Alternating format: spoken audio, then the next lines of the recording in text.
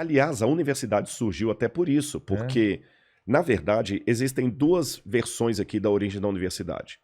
Alguns pensam que a universidade começou com a Igreja Católica, quando ela funda as universitas, principalmente a Universitas de Bolonha, de Paris, de Roma.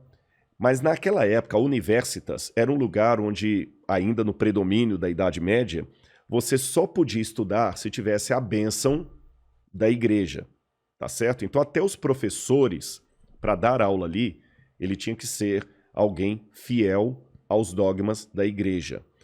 Existe um filme antigo, Vilela, eu não sei se você conhece, se o pessoal de casa vai lembrar, porque ele já deve ter uns 20 anos ou mais, Em Nome de Deus, Sim, sim. que é uma história verdadeira, contando a história de Abelardo e Louise.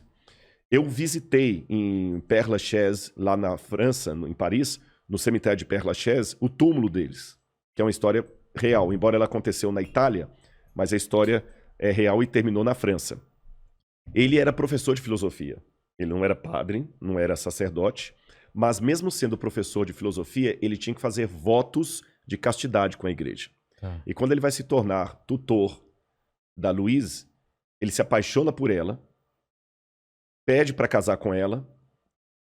O tio dele, em ligação com o bispo da cidade, manda castrá-lo, Caramba! para ele não ficar com a menina. Aí ele se torna padre, castrado, e ela se torna freira.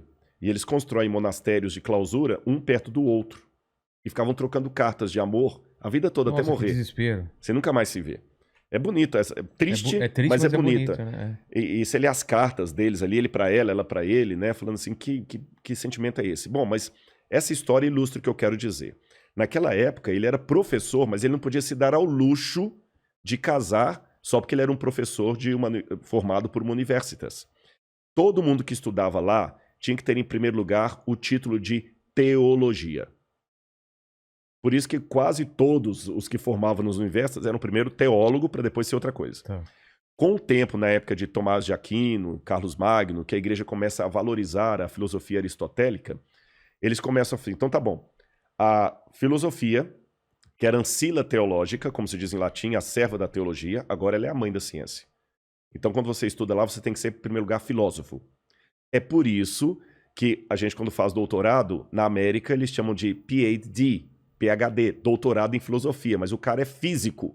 Ah, Mas ele é um PhD, doutor em filosofia. Ele é médico, né? Ele é pastor, mas ele fez um PhD, doutorado em filosofia. Nunca estudou filosofia. Filosofia virou nome genérico. entendi.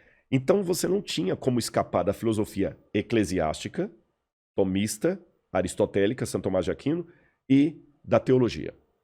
Você não podia nem falar assim, não, então tá bom, então eu desisto de ser professor, eu vou casar com a menina que eu tô... Não, Não tinha essa opção. não tinha essa opção. Hoje, a academia, eu sei que muita gente está assistindo, está se revirando, porque não está aceitando o que eu estou falando, mas é a mais pura verdade.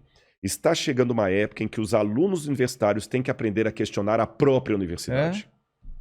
Porque esse é o papel da universidade. Fazer o aluno ser mais do que simplesmente o refletor do pensamento alheio. Reproduzir o pensamento alheio. E hoje nós estamos produzindo acadêmicos em série. Você vê as pesquisas, as teses, os artigos científicos, é material em série. Você está entendendo? Especialmente na área de humanas, que é a área que eu sou. Não estou falando de todas. E se você, hoje, fala assim, peraí, mas eu discordo dessa visão aí do professor. Acabou. Não tem mais vez para você. Se você não compra as pautas sociais com o discurso que é dito hoje dentro, você está execrado pelos professores, pelo diretório estudantil, você está entendendo? E quem vai fazer mestrado e doutorado sofre muito. Então nós estamos, de certa forma, sem nenhum anacronismo, eu diria, revivendo a época medieval, só que na época das luzes.